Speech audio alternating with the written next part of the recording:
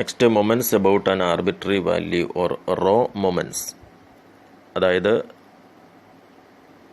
നമ്മൾ moments calculate ചെയ്തത് മീൻ calculate ചെയ്തിട്ട് ആ മീനിൽ നിന്നുള്ള ഡീവിയേഷൻസിൻ്റെ പവേഴ്സ് എടുത്ത് അതിൻ്റെ ആവറേജ് കാണുന്ന രീതിയാണ്.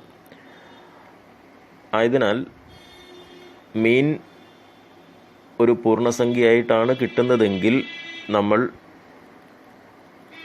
മൊമെൻറ്റ്സ് അബൌട്ട് ദി മീൻ അല്ലെങ്കിൽ സെൻട്രൽ മൊമെൻറ്റ്സ് ആ മീനിൽ നിന്നുള്ള ഡീവിയേഷൻ്റെ അടിസ്ഥാനത്തിൽ ഉള്ള ഇക്വേഷൻ ഉപയോഗിച്ചാണ് ചെയ്യുക.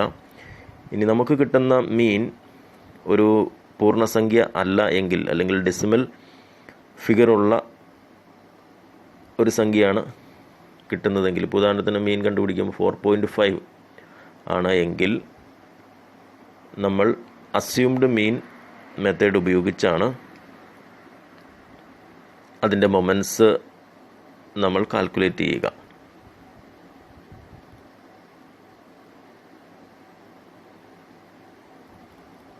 അതിനുശേഷം അങ്ങനെ കാൽക്കുലേറ്റ് ചെയ്യുന്ന മൊമെൻറ്റ്സ് ആണ് നമ്മൾ റോ മൊമെൻറ്റ്സ് എന്ന് പറയുക.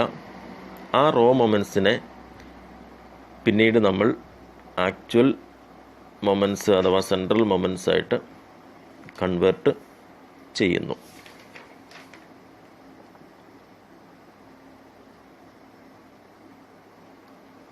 Moments about an arbitrary value, raw moments. These are computed as arithmetic mean of a certain power of deviations of items from an arbitrary value or assumed mean. The procedure of computation of central moments is very easy provided the value of actual mean is an integer. When the actual mean comes out to be a decimal figure, its calculation becomes difficult. In such cases, moments are calculated about an arbitrary value. Such moments are called as raw moments.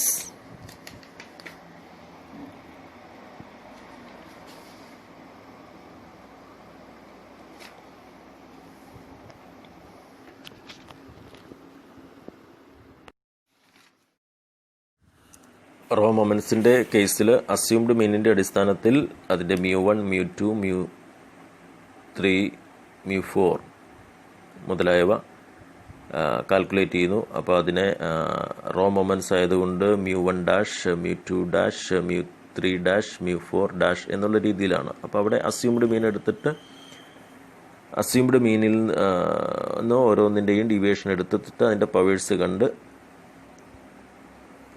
അതിൻ്റെ അടിസ്ഥാനത്തിൽ moments calculate ചെയ്യുന്ന ഇക്വേഷനാണ്. അപ്പോൾ അതുകൊണ്ട് μ1 raw moment എന്നാണ് identify ചെയ്യുക. അത് sigma x minus a divide by n, a എന്ന് പറയുന്ന അസ്യൂംഡ് മീനാണ്, or sigma d divide by n, or sigma F D divide by n. ഇനി second raw moment μ2 is equal to sigma x minus a whole square divide by n, or sigma d square divide by n, or sigma F D square.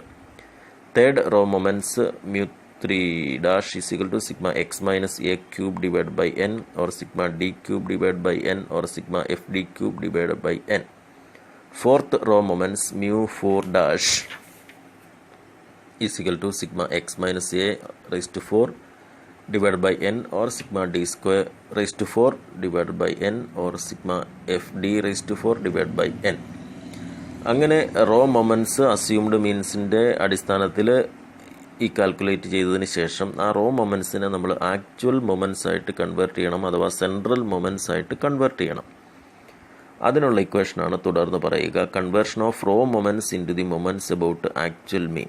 μ1 is equal to μ1 minus μ1 μ2 is equal to μ2 minus μ1 whole square. μ3 is equal to μ3 minus 3 μ2 into μ1 plus 2 μ1 cube.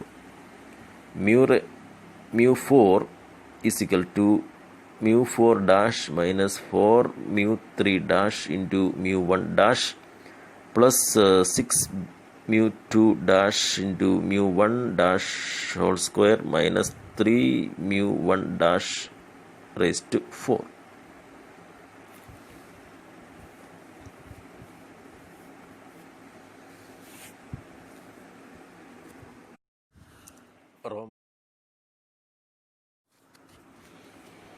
Compute the first 4 moments about the mean for the following distribution. Also calculate beta 1 and beta 2.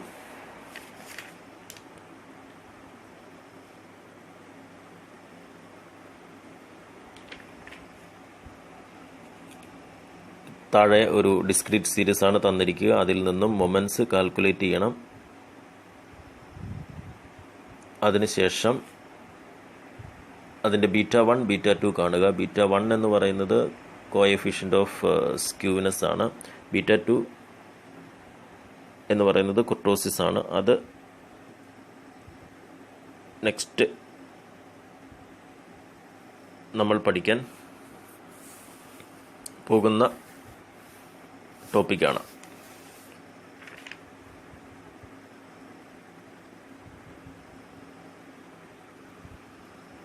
ഇവിടെ ആദ്യം മീൻ calculate ചെയ്യുക.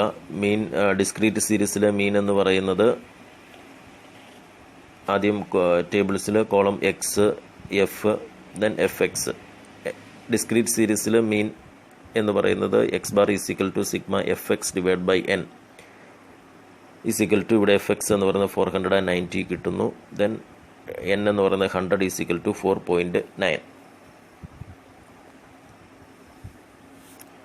അപ്പോൾ മീൻ എന്ന് പറയുന്നത് 4.9 ആണ്. Decimal value ആണ് നമുക്ക് ലഭിച്ചിരിക്കുക. അപ്പോൾ അതുകൊണ്ട് അസ്യൂംഡ് മീൻ ഉപയോഗിച്ച് നമ്മൾ മൊമെൻറ്റ്സ് കാൽക്കുലേറ്റ് ചെയ്യുന്നു. അതാണ് റോ മൊമെൻറ്റ്സ്. എന്നിട്ട് ആ റോ മൊമെൻറ്റ്സിനെ നമ്മൾ ആക്ച്വൽ മൊമെൻറ്റ്സ് ആയിട്ട് അല്ലെ സെൻട്രൽ മൊമെൻറ്റ്സ് ആയിട്ട് നമ്മൾ കൺവേർട്ട് ചെയ്യണം. അപ്പോൾ അതുമായിട്ട് ബന്ധപ്പെട്ട് അതിൻ്റെ അസ്യൂംഡ് മീൻ നമ്മൾ 5 ആയിട്ട് പരിഗണിക്കുന്നു. അതിനുശേഷം അസ്യൂംഡ് മീനിൽ നിന്ന് ഓരോ വേരിയബിളിൻ്റെയും ഡീവിയേഷൻ എടുക്കുക. അപ്പോൾ ഡി ആണ് അതിൻ്റെ വേരിയേഷൻ എന്ന് പറയുക. അപ്പോൾ ഡി എന്ന് പറയുമ്പോൾ എക്സ് എന്ന് പറയുന്ന വേരിയബിൾ, ഓരോ വേരിയബിളും അസ്യൂംഡ് മീനും നമ്മൾ ഡീവിയേഷൻ 1 മൈനസ് 5 മൈനസ് 4 2 മൈനസ് 5 -3 ആ രീതിയിൽ. അതിനുശേഷം second raw moment, third raw moment, fourth raw moment തുടങ്ങിയ കാൽക്കുലേറ്റ് ചെയ്യുന്നതിനുള്ള ഇക്വേഷൻ ഉപയോഗിക്കുന്നതിന് വേണ്ടിയിട്ട് ഡി സ്ക്വയർ കാൽക്കുലേറ്റ് ചെയ്യുക, ഡി ക്യൂബ് കാൽക്കുലേറ്റ് ചെയ്യുക, ഡി റൈസ് ടു 4 കാൽക്കുലേറ്റ് ചെയ്യുക, എഫ് ഇൻറ്റു ഡി കാൽക്കുലേറ്റ് ചെയ്യുക, എഫ് ഡി സ്ക്വയർ കാൽക്കുലേറ്റ് ചെയ്യുക, എഫ് ഡി ക്യൂബ് കാൽക്കുലേറ്റ് ചെയ്യുക, F D raise to 4 calculate ചെയ്യുക. തുടർന്ന് റോ മൊമെൻറ്റ്സിൻ്റെ ഇക്വേഷൻ ഉപയോഗിച്ച് റോ മൊമെൻറ്റ്സ് കാൽക്കുലേറ്റ് ചെയ്യുക.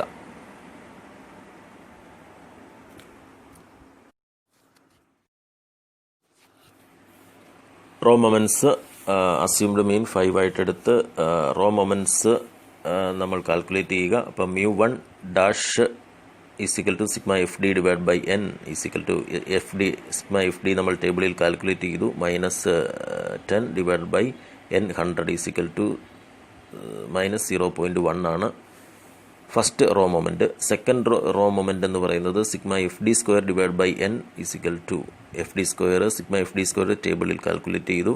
Is equal to 282 divide by 100 is equal to 2.82.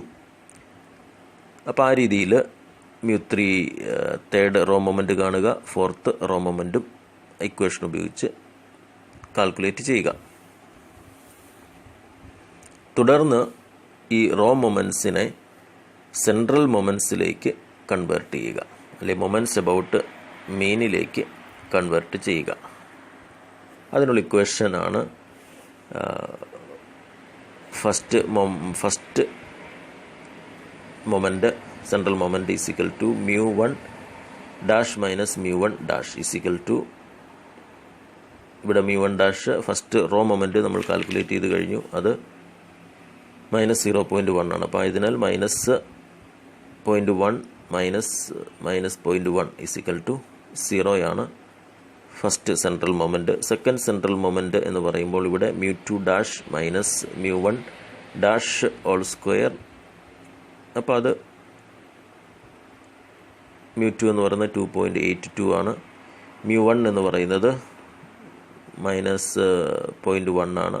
അത് റേസ് ടു 2 ഈസിക്കൽ ടു 2.81 ആണ് second central moment. Third central moment കണ്ടുപിടിക്കുന്നത് μ3 dash minus 3 μ2 dash into μ1 dash plus 2 into μ1 dash whole cube. μ3 എന്ന് പറയുന്നത് 0.02 minus 3 into μ2 എന്ന് പറയുന്നത് 2.82 into μ1 dash എന്ന് പറയുന്നത് -0.1 പ്ലസ് 2 ഇൻറ്റു μ1 എന്ന് പറയുന്നത് 0.1 അതിൻ്റെ ക്യൂബ്. ദെൻ അതിൻ്റെ റിസൾട്ട് അപ്പോൾ കിട്ടുക 0.864 ആണ് തേർഡ് സെൻട്രൽ മൊമെൻ്റ് ആയിട്ട് വരിക. ദെൻ ഫോർത്ത് സെൻട്രൽ മൊമെൻ്റ് എന്ന് പറയുമ്പോൾ μ4 is equal to μ4 dash minus 4 μ3 dash point μ1 dash plus 6 μ2 dash into μ1 dash whole square minus 3 into μ1 dash raise to 4. μ4 dash എന്ന് പറയുന്നത് 20.58 ആണ്. -4 ഇൻറ്റു μ3 എന്ന് പറയുന്നത് 0.02 ഇൻറ്റു μ1 എന്ന് പറയുന്നത് -0.1 പ്ലസ് 6 ഇൻറ്റു μ2 എന്ന് പറയുക 2.82 into μ1 whole square that is -0.1 square. Then -3 into μ1 എന്ന് പറയുന്നത് -0.1 ഓൾ റൈസ് ടു 4. ആ രീതിയിൽ അത് സോൾവ് ചെയ്യുമ്പോൾ റിസൾട്ട് കിട്ടുക 20.7569 ആണ്. അപ്പോൾ ഈ രീതിയിൽ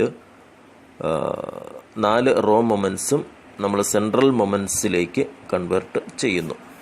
തുടർന്ന് measures of coefficient of skewness calculate ചെയ്യുക. β1 is equal to μ3 square divide by μ2 cube is equal to 0.864 raise